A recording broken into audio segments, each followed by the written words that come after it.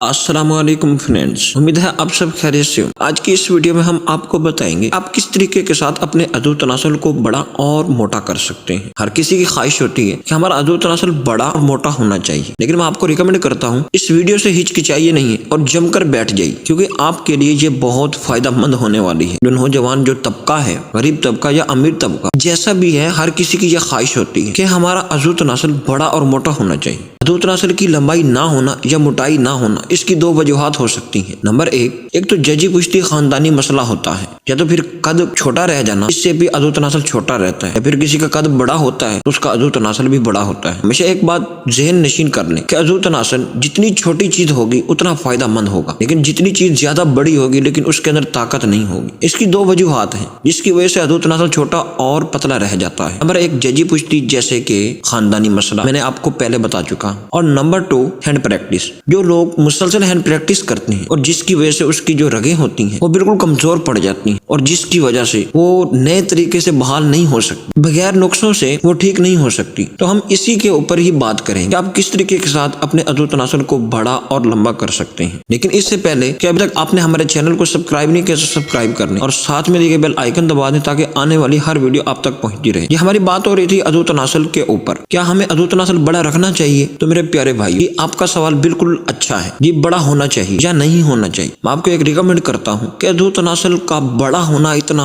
खास अहमियत नहीं रखता, लेकिन उसके अंदर सख्ती अहमियत रखती है। जितनी चीज छोटी होगी उतनी ही पायदार होती है। मैं आपको रिकमेंड करता हूँ कि अज़ू तनासुल के बड़े होने से कोई इतना फायदा नहीं होता। मैं आपको नुस्खा बता देता हूँ कि आप किस तरीके के साथ अपने अज़ू तनासुल को लंबा और मोटा कर सकते हैं। ये आपने क्या करना है, आपने लेनी है 3 से 4 लौंग लेनी, और उनको आपने क्या करना है, रगड़ लेना अच्छे तरीके के साथ। अपने सफूफ तैयार कर लेना है, 3 अदद लौंग का सफूफ तैयार कर लेना है। जब सफूफ तैयार हो जाए तो उसके अंदर थोड़ा सा हल्का सा पानी डाल दें ताकि एक पेस्ट की सूरत में बन जाए। इस लौंग के अंदर जितनी ताकत अल्लाह पाक ने रखी है कि अगर आप ½ किलो गोश्त खाते हैं ना, आधा किलो गोश्त खाते हैं, तो 1 लौंग उसके बराबर है, इतनी ताकत रखती है। 2 से 3 लौंग बताए हैं। रगड़ कर पीसने, सफूफ तैयार कर लें, उसके अंदर पानी डालें, एक पेस्ट बना लें। पेस्ट बनाने के बाद रात को सोने से चंद मिनट पहले, जबकि एक वक्त आ चुका है कि आप मुकम्मल सोने जा रहे हैं, ठीक है, तो आपने क्या करना है, अपने अज़ू तनासुल के ऊपर उसका लेप कर देना, और उसके बाद